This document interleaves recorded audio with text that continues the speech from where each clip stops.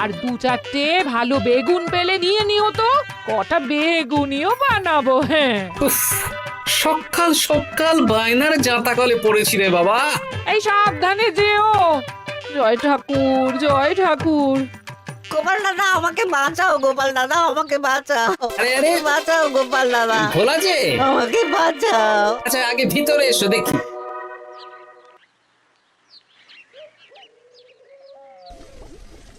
ও গোপাল দাদা গো, কথা পরে হবে, গোপাল দাদা। আগে তোমাকে বাঁচাবো, তারপর রাজসভায় যাব।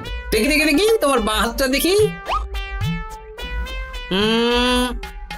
ঠিক আছে, এ কি করছো গোপাল দাদা? দেখতে দাও তো, জোরে জোরে শ্বাস নাও। এ কি বলি, তুমি ফিরে এলে যে? চুপ গিন্নি, তুমি ভোলাকে জল বাতাসা দাও তো। হ্যাঁ, এটাও ঠিক আছে।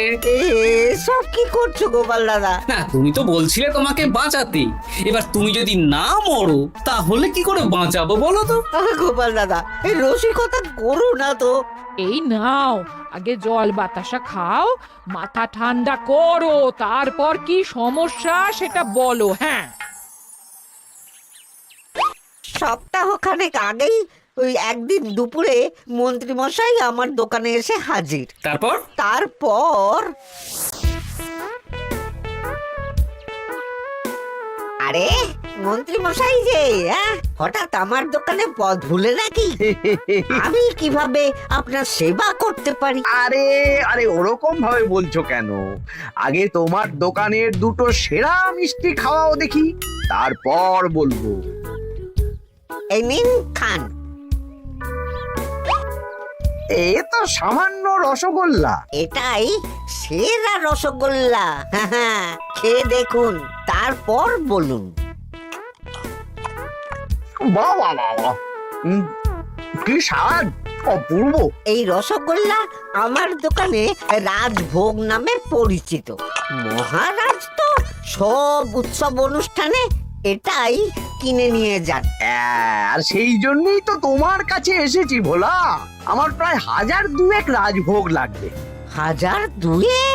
এক সপ্তাহ পরে আমার লাগবে। আমার ছোট শালিকার বিয়ে বলে কথা। হয়ে যাবে। আর তার 2000 রাজভোগের দাম কত? আপনি 50 মোহর দেবেন। ঠিক আছে, এই যে এই নাও, 5 মোহর অগ্রিম দিচ্ছি, এটা রাখো। ঠিক এক সপ্তাহ পর সকাল সকাল নিয়ে যাব আর বাকি মোহর দিয়ে যাব। বেশ বেশ, আমি বানিয়ে রাখবো। তারপর এক সপ্তাহ পরে কি হলো? এক সপ্তাহ পর মন্ত্রী মশাই বটা আর ঘটা এলো। এই নিন মন্ত্রী মশাই, এক একটা হাঁড়িতে 100টা করে রাজভোগ রেখেছি। 20টা হাঁড়িতে ভরা আছে। বটা ঘটা, তোরা ঝটপট হাঁড়িগুলো গাড়িতে তোল। আচ্ছা মন্ত্রী মশাই। তোদের খিদে পেয়েছে নাকি? না, বাড়ির থেকে ভাত খেয়েই বেরিয়েছি, এত দূরে যেতে হবে তো। বেশ বেশ বেশ, ভোলা তুমি তাহলে আমাকে 4টে কচুরি দাও। খুব খিদে পেয়েছে গো। গিন্নি তো গতকালই সকালে চলে গেছে বুড়ো ভাত খেতে। তা তো হবেই, ছোট বোন বলে কথা। এই নিন, এই নিন আপনার কচুরি। দাও।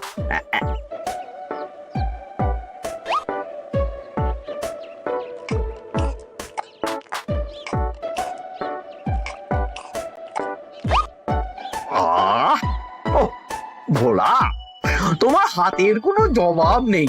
যেমন রাজভোগ তেমনই কচুরি। কেন মন্ত্রী মশাই, কচুরির তরকারিতে বেশি মিষ্টি হচ্ছে নাকি? আরে না না, বলছি ভালো খেতে হয়েছে। তা এখন 4টে কচুরি কত দাম রেখেছো? এই 4 আনা মন্ত্রী মশাই। বেশ বেশ বেশ, এই না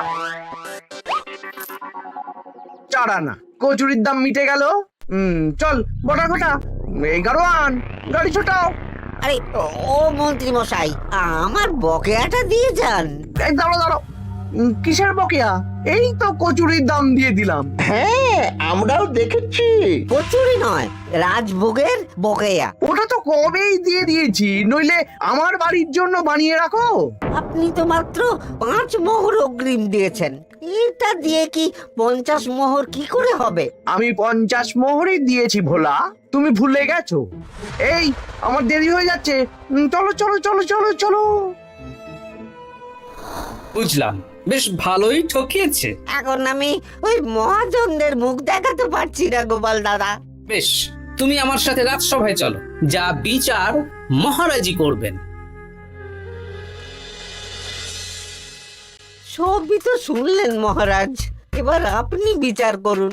মহারাজ, আমাদের মন্ত্রী মশাই আমার সাথে পেরে ওঠে না, এখন সাধারণ খেটে খাওয়া গরিবের সর্বনাশ করছে। মুখ সামলে কথা বলো গোপাল। ভোলা তোমাকে বানিয়ে বানিয়ে মিথ্যে গল্প বলেছে, আর তুমি ভোলার কথায় নাচছো। হ্যাঁ মহারাজ, আপনি মুখের কথায় কেন ভোলাকে বিশ্বাস করবেন বলুন? তাও ঠিক, কিন্তু ভোলা, তুমি যে সত্যি কথা বলছো তার কি প্রমাণ?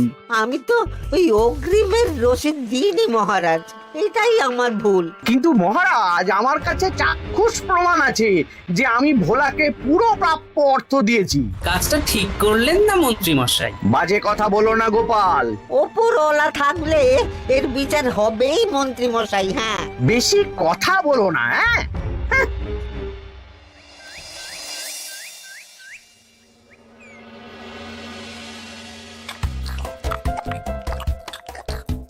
সত্যি দিদা, তুমি এত সুন্দর মুচার চপ বানিয়েছো না? আহ, বেগুনিটাও কি মুচমুচে। বিকেল মানেই তো ভোলার দোকানের সিঙ্গাড়া। ভোলার কথা ভেবে খুব কষ্ট হচ্ছে জানিস। সত্যি দিদা, ভোলা কাকুর দোকানে যদি এত সুস্বাদু মোচার চপ বেগুনি বানাতো, তাহলে দোকানে না লোকজন ভরে যেত। দেখি আজই ভোলার সাথে কথা বলবো। ওর 45 মোহর লোকসান হয়ে গেল রে। বলো না বলো, তাহলে তো ঝক্কি করে নিজেকে বানাতে হয় না, মাঝে মাঝে না হয় কিনেই আনবো। বেশ, আমি এক্ষুনি যাচ্ছি ভোলার দোকানে। সবই তো বুঝতে পারছি গোপাল দাদা, কিন্তু আমি তো মোচার চপ বানাতে পারি না। আরে বাবা, সে না হয় তোমাকে আমার গিন্নি শিখিয়ে দেবে।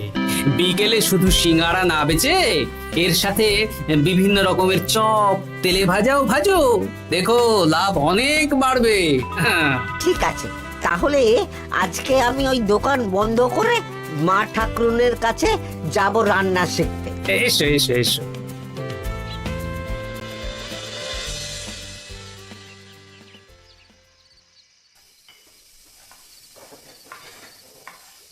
মোচার তরকারিটা তো হয়ে গেল মা ঠাকুরুন, এবার কি করতে হবে? এবার এই তরকারিটা একটা থালায় নামিয়ে ঠান্ডা করে গোল গোল করে দলা পাকাতে হবে। হ্যাঁ, তারপর সেটাকে বেসনের গোলায় চুবিয়ে গরম তেলে ভাজলেই হয়ে যাবে মুচমুচে মোচার চপ। সত্যি আপনি কত রকম রান্না জানেন। আমার গিন্নির হাতের রান্না খেয়েই তো আমার এই এত সুন্দর চেহারাটা হয়েছে ভোলা। কালকে থেকে তাহলে বিকেলে ওই মোচার চপ বানাচ্ছি। হ্যাঁ, বেগুনিটাও মোটামুটি ওই বানাতে জানি, তবে এই আপনি একটু বলে দিলে আরো ভালো হবে। বেগুনির জন্যে বেসনের মধ্যে একটু কালো জিরে দিতে হবে, আর একটু ওই কি বলে খাবার সোডা, খুব সামান্য, তাই তো? তাহলেই ফুলবে। বেশ, কালকে ওই বিকেল বেলা দোকানে নতুন চমক আসছে। তোমার দোকানে ভিড় বাড়ানোর দায়িত্ব আমার। তোমার যা ক্ষতি হয়েছে সব পুষিয়ে যাবে। ধন্যবাদ। হুম, আগে থেকে ধন্যবাদ দিও না, একটা মোক্ষম দাও দেব, তারপর ধন্যবাদ দেবে। আরে তুমি যে আমার গিন্নির কাছে এসব শিখছো, এই কথা 5 টান করো না। না না না না, একদমই নয়।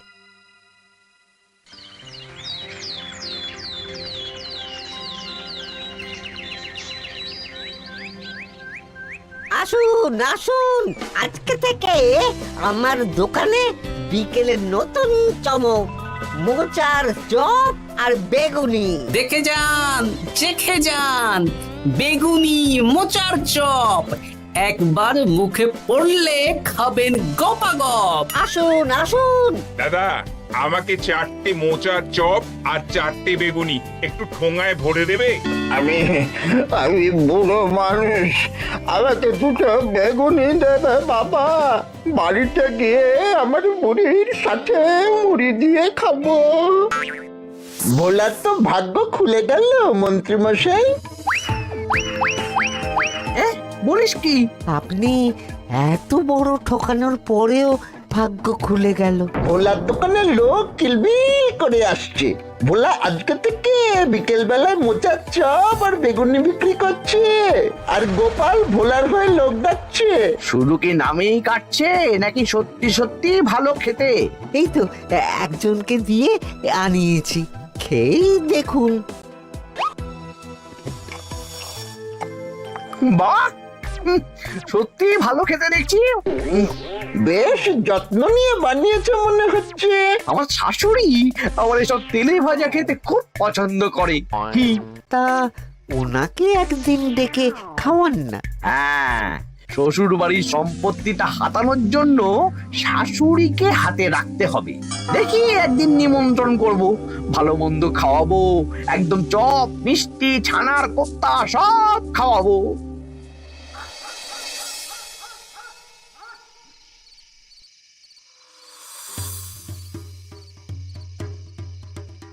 কি হঠাৎ এই সময় সদল বলে? দাদু, তোমার নামে আলোচনা হচ্ছিল রাস্তাঘাটে। আমার নামে আবার কি আলোচনা হচ্ছিল? ওই যে মন্ত্রী মশাই ভোলা কাকাকে ঠকিয়েছে, তারপর তুমি ভোলা ময়রার হয়ে লোকজনকে ডেকে ডেকে মোচার চপ বেগুনি এসব বিক্রি করছো। এই নিয়ে মন্ত্রী মশাইয়ের সাথে বটা কাকা আর ঘটা কাকা আলোচনা করছিল। আরো বলল যে মন্ত্রী মশাইয়ের শাশুড়ি মাকে একদিন নিমন্ত্রণ করে ভোলা কাকার দোকানের চপ খাওয়াবে।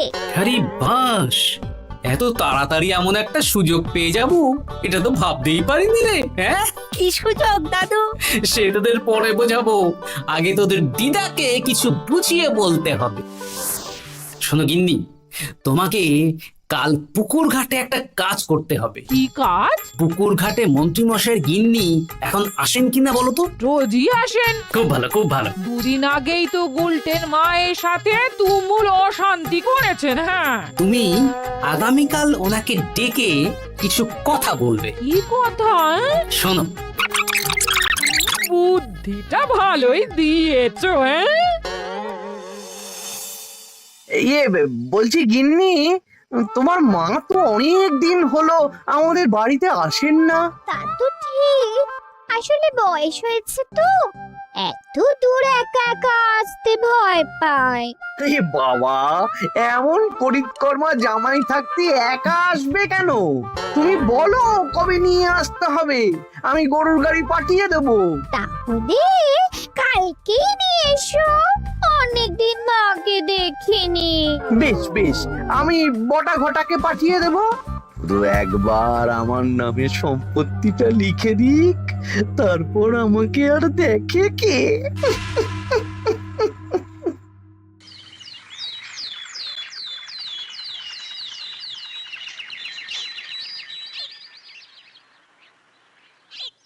গিন্নিমা কেমন আছেন? আজকাল তো আর আমাদের সাথে কথাই বলেন না। কি কথা বলবো ভাই, তোমাদের সাথে তো বললেই ঝগড়া হয়। দেখলে না, কদিন আগে গোলটের মায়ের সাথে ঝগড়া হলো। যা বলেছেন, দোষটা গুলটের মায়েরই ছিল। সামান্য ব্যাপার নিয়ে ঝামেলা করলো। তা তোমার কি খবর গো? সবকিছু ভালো তো? হ্যাঁ হ্যাঁ হ্যাঁ, এখন আরো ভালো হয়ে গেছে। হ্যাঁ, কর্তা একটু বেশি রোজগার করছে, এই আর কি। মানে তোমার কর্তার একার বেতন বেড়েছে নাকি? না না না না, বেতনে কি আছে, কিন্তু এখন তো বিকেল বেলা ভোলা ময়রার দোকানে বসে মোচার চপ আর বেগুনি বিক্রি করতে সাহায্য করছে। তাই ভোলা ময়রা ওকে একটু ভালোই পয়সা দিচ্ছে। ও, তা কেমন বানাচ্ছে মোচার চপ বেগুনি। পুরো অমৃত। কালকে ব্যবসা শুরু করেছে, আজকেই কৃষ্ণনগরের সবার মুখে মুখে ছড়িয়ে গেছে। তাই বুঝি? আমার মায়েরও না তেলে ভাজা খেতে খুব পছন্দ। তাহলে আর দেরি কেন? আজকেই খাওয়ান, স্বাদ যেন মুখে লেগে থাকবে। ঘি গরম মশলা দিয়ে বানানো। বেশ বেশ। কি গো গিন্নি, কথা হয়েছে? হ্যাঁ হ্যাঁ হ্যাঁ, মন্ত্রী গিন্নির কানে যা কুসমন্ত দেয়ার দিয়ে দিয়েছি। সবচেয়ে মজার ব্যাপার কি জানো? কি? মন্ত্রী মশাইয়ের শাশুড়ি মা আজকেই আসছেন। হ্যাঁ, ব্যাস, তাহলে আজকেই তো মজা জমবে। তুমি তাহলে চটপট খাবারটা খেয়ে নাও। হ্যাঁ, তারপর আমাকে আবার ভোলার দোকানে যেতে হবে। হ্যাঁ, মন্ত্রী মশাইয়ের উচিত শিক্ষা হওয়া দরকার। একটা সাধারণ খেটে খাওয়া মানুষের এত বড় সর্বনাশ করলো।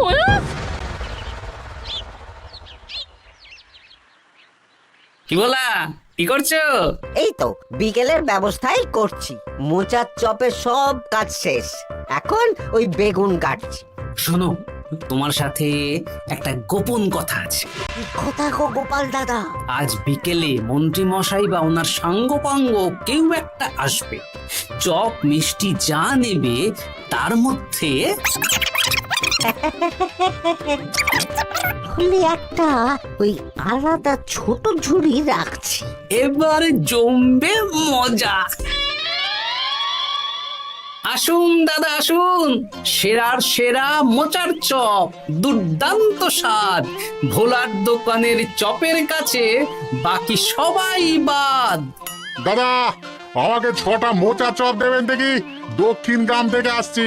বাবা বাবা বাবা, এক দুদিনেই আমার দোকানের নাম দিকে দিকে পৌঁছে গেছে।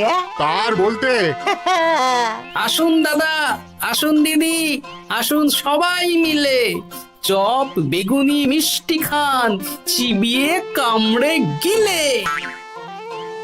ওই তো মন্ত্রী মশাই নিজেই আসছেন। কিরে ভোলা, দোকানে নতুন কর্মচারী রেখেছিস নাকি?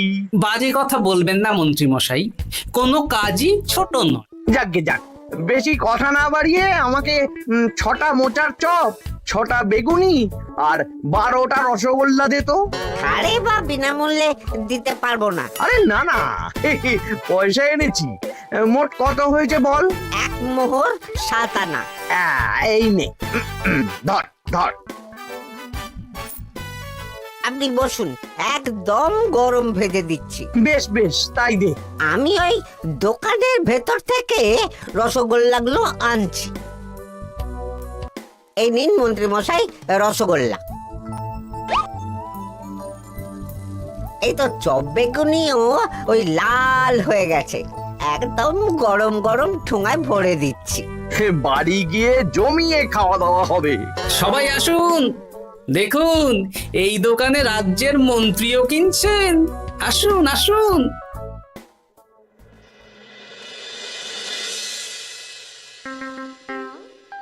নিন মা, খাওয়া শুরু করুন। মোচার চপ ভোলার দোকানে। ভোলার দোকানের রাজভক্ত ছোট মেয়েটার বিয়েতে খেয়ে সবাই ধন্য ধন্য করেছে। দেখি এবার মোচার চপটা কেমন হয়েছে। হ্যাঁ, আগে খেয়ে নিন কেমন, তারপর আপনার জমি জায়গা এসব নিয়ে আলোচনা করব। দেখি সবাই এত বলা বলি করছে, খেয়ে দেখি।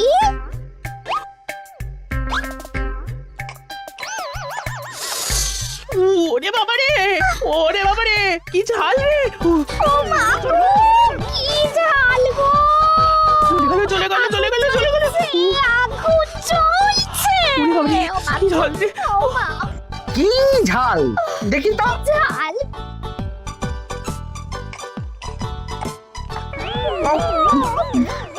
বাবা গো,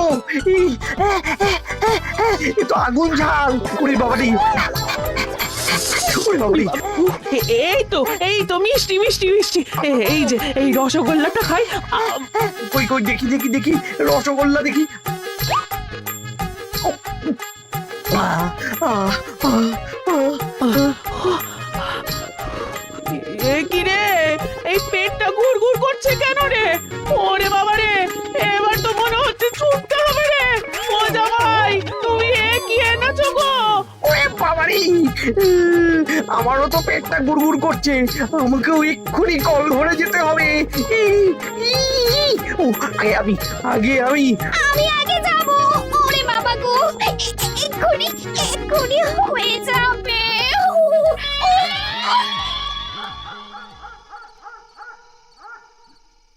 আর পাচ্ছি না, আর পাচ্ছি না, 6 বার হয়ে গেল। আমার 5 বার। আমি তোমাকে মেরেই ফেলবো। এই বুড়ো বয়সে এত ছোটালে? আমি কি জানি, সব ওই ভোলার দোষ। কালকে রাজসভায় বলবো। ওরে বাবারে, আবার যেতে হবে, আবার যেতে হবে।